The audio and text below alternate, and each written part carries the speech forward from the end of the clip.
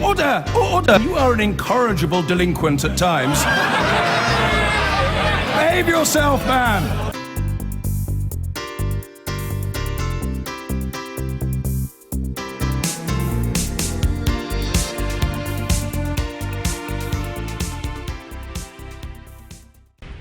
Hello, very good afternoon to you and a happy new year. Now, it may be a new year, but it may not be such a happy one, with Sky News data suggesting that Britain is now more pessimistic about the future than it was a year ago. The exclusive poll suggests nearly 3/4 of us feel the UK is now more divided as a nation and expect community relations to get even worse as we move towards Brexit. We've got some figures for you usefully. Sky News asked a representative sample of the British population whether they felt the country is more united or more divided than it was a year ago. 3/4 of people, 74%, said they felt the country was now more divided. Only 7% of respondents said they felt the UK had become even more united. There's the figures for you. I'm going to move the other side. It'll make it easier for you. And when it comes to race, there was a feeling that society has become more fractured. 57% of respondents, there you go, of course it was going to be on this side, wasn't it? Sky's weighted sample said that Britain was more racist than it was a year ago. Just 6% said the country had become less racist. The outlook is not positive for community relations either. Over half of people surveyed felt relationships between different communities would worsen as we leave the EU. People living in the UK also feel we've become less happy over the last year. 2/3 of us thought Britain had become less happy, many far less so. Fewer than 1 in 10 felt they had more to smile about. This Lancashire town has faced many changes down recent decades. A decline in traditional manufacturing, a rise in immigration. And it was the combination of those two factors which prompted many here to vote for another change which could impact for decades to come. 67% of people in Burnley voted to leave the EU, and they're waiting for something to happen. You don't get to serve fish and chips to the locals each week without getting a sense of how people are feeling.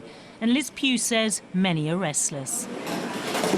She shares their desire for change, including curbs to migrant numbers, and warns there will be consequences if it doesn't come. Thank you very much.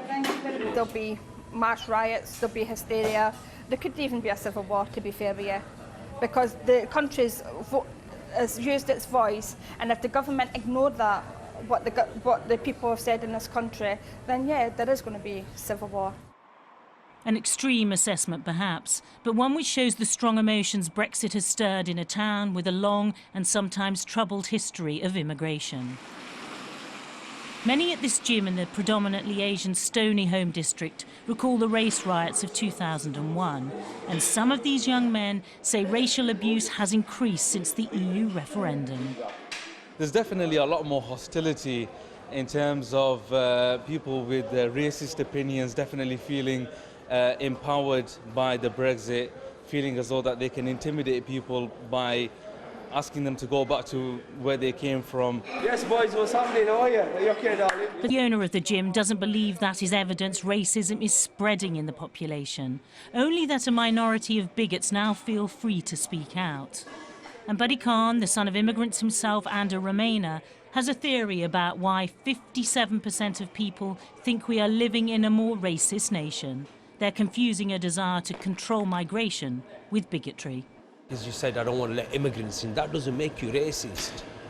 You gotta, you know, if you call somebody a name or a black something or a Paki something, whatever, I don't know, but that's been racist. I don't think by stopping immigrants coming here doesn't make you racist. Racism is a potent charge, and one workers at Burnley's largest manufacturing employer insist had nothing to do with their vote for Brexit. And Polish workers amongst the 500 employees vouch for the fact that they've been treated no differently since the referendum. We all just work. There is no such a thing as, oh, he's foreign or he's British. It's just nothing like that. We all try to work as a team. What did stir the vote was a desire to bring back power to Burnley. Power ceded not just to Europe, but the South, and the workers feel a London-centric government. What Brexit seems to have done is cement the feeling of there being a north-south divide. Yeah, over the past 12 months, certainly, since the Brexit, yeah. It just feels like they're doing it for themselves and just not for the country. I think when the country does come into question, it might be too late. The rich get richer down south. They seem to be on better pay and better conditions than us up north. If that feeling is strong in the north, then it seems even stronger north of the border. Perhaps no surprise given that Scotland voted against the UK trend in backing Brexit. In Glasgow, a city where identity and loyalty run deep, 67% of people voted to remain in the EU a year after Scots voted to remain part of the United Kingdom. And some are rethinking that first decision in the light of Brexit. I just feel myself personally, I voted for to stay UK, United Kingdom. Now, the way things have gone, I would vote for Scottish nationalists, which I've never done. But I feel that is the thing a lot of people are feeling now, that there is a difference. We feel as if we are really separated. We didn't vote, basically, Scotland, to leave Europe. We have to leave Europe because England... We're probably going to have to leave the European Union and, and I think there's a sort of resignation about it. But I still would think deep down most people are still very disappointed about it, Sky data shows 74% of people think the UK is more divided than a year ago. And it's not just north and south. Fissures have developed within families, workplaces, neighbourhoods in Glasgow. Alison Street runs through the heart of the immigrant community here, the well-established Asian population, alongside newer arrivals from Slovakia, Romania, Poland, and not everyone sees eye to eye about the future. Saeed Mahmood moved here from Pakistan more than a decade ago and blames an influx of Eastern European migrants for recent problems in the area. He voted for Brexit to try and stop them coming. We come for the work, to work hard, to build up businesses, but they especially come for the benefits. We got all the women all the time with the paper in their hand, just write down no job, so they can apply the benefits. Not Dominika Balagova. She actually works on the same street and worries support for Brexit could lead to her and her family being sent back to Slovakia. I came here when I was being small. Then I grew here up, so I don't want to live Europe. I don't want to go my country back. I want to stay in Scotland. Most people believe relations between different communities will get worse if we leave the EU, according to our data. And that fear may in part be fueling what seems to be a growing sense of national identity here.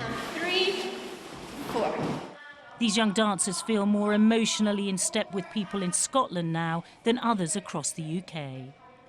It's more as a Scot, it does feel a bit more isolated.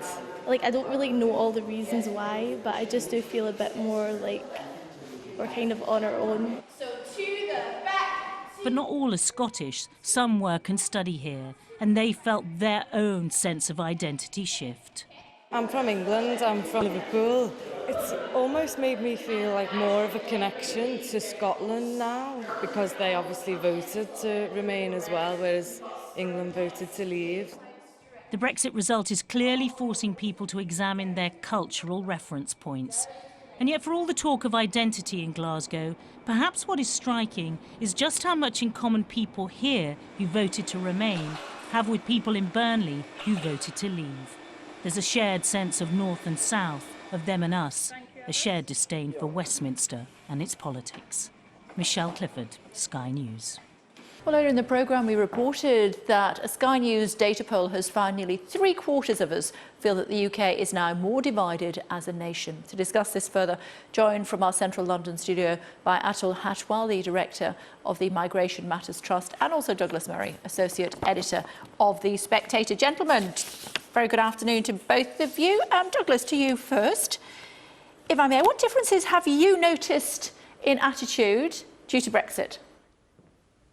I've noticed none particularly. I don't think that there has been any huge seismic change. I think we've seen an acceleration of a trend that's been going on, not just in Britain, but in most advanced democracies for some time now, which is people going into their own echo chambers, hearing the sort of things they want to hear, having their opinions reinforced in social media and so on, and effectively not speaking to people who disagree with them. And therefore, this polarisation, which your poll has, I think, correctly identified, has certainly accelerated to some extent. But I don't think it's anywhere nearly as catastrophic a thing as some people would say it is. And I think, what's more, it's very easy to rectify.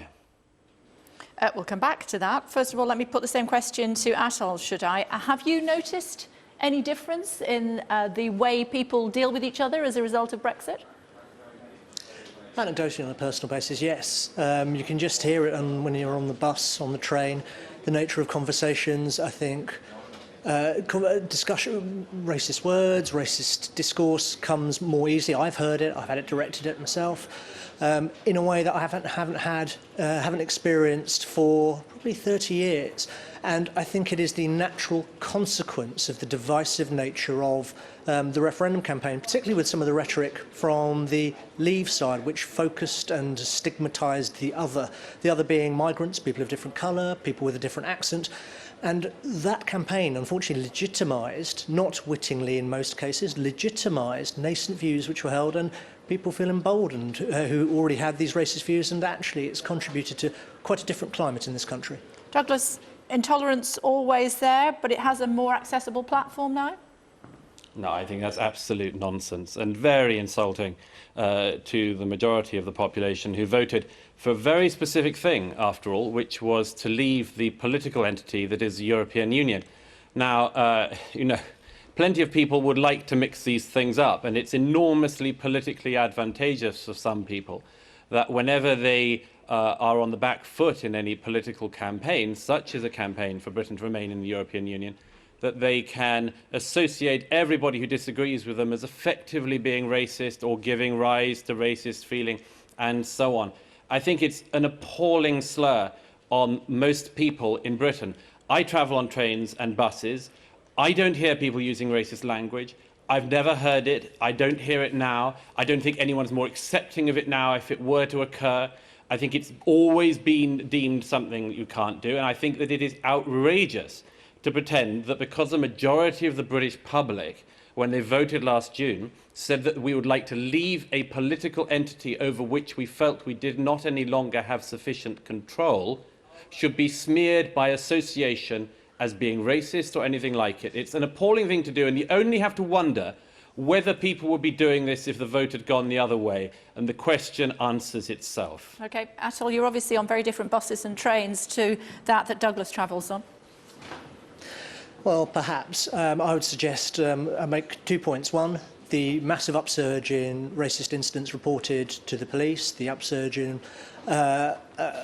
reports more broadly in the government's figures, and indeed in, as uncovered in polling such as yours, gives a quantitative basis to what a lot of people are experiencing and feeling. And I'd respectfully would Douglas draw one distinction between us, not just our politics, but there is a distinction of colour, and I would suggest to him that if he spoke with, if he was a different colour, if he spoke with a thick European accent or any accent whatsoever, he might find his train journeys and his bus journeys a slightly different experience. The problem with this is that you go around in a circle, don't you? Forever embedding grievance and identity politics, and you go on and on with identity politics, and then at some point it comes back to bite you. People in this country, I would think, by and large, don't believe that we are separated into totally different communities and that you belong to one community and that there's another community that's out to get you or so on. I think most of us are a long way past that idea and don't like the mongers who have been trying to divide our country along community lines for a very long time now. It's a very low form of politics.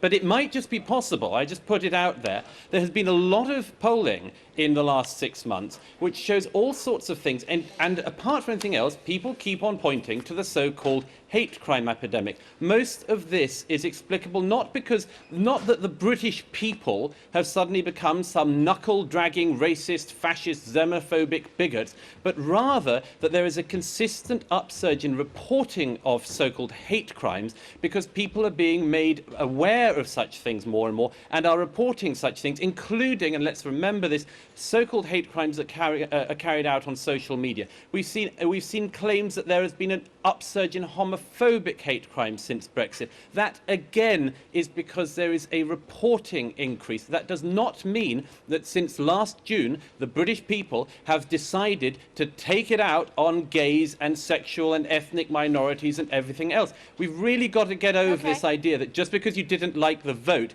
you can claim that everyone has suddenly become a bigot. But I take it back to my question, Atul, perhaps you could help me with that, and whether or not people feel that they have been given a platform as a result, a more accessible platform as a result of Brexit, or whether it's some other reason.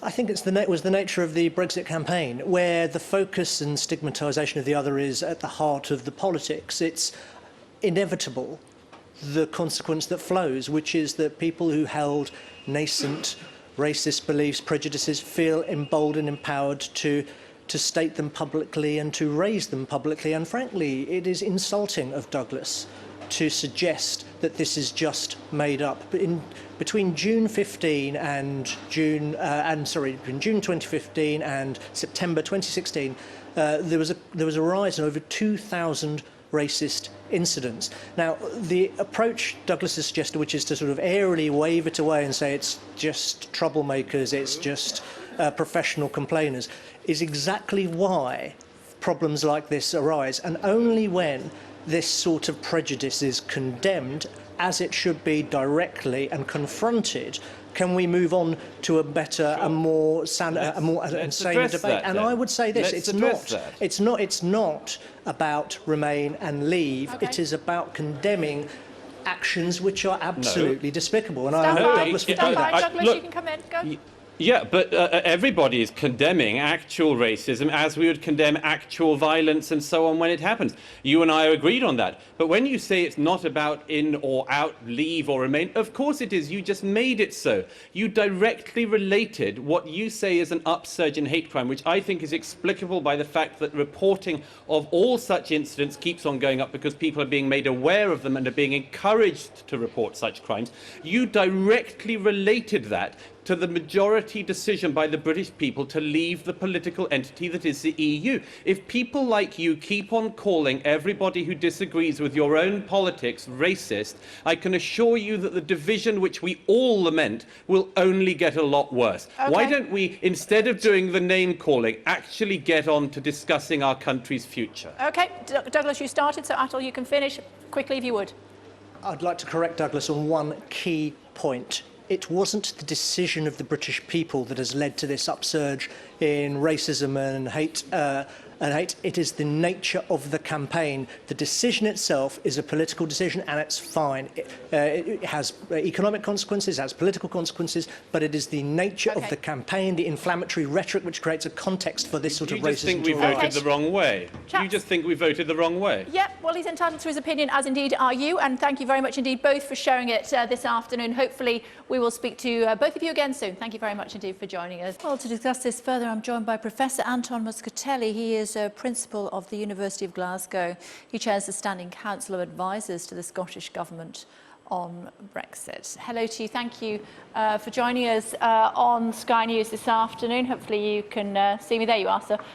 Talk to me in more detail, if you would please, about being, we were talking about it being a divided nation more generally. What about up in Scotland, which of course overwhelmingly was in favour of Brexit, of not leaving the European Union? Well, I think that's right. In Scotland, there was a pretty unanimous view around different local authorities. In all of them, there was a majority to remain within the EU. And I think that reflects the nature of the debate and the referendum as well, which was rather less divisive than in the rest of the country. And I think it also focused much more on the economic benefits of staying in the EU, which economic and social benefits.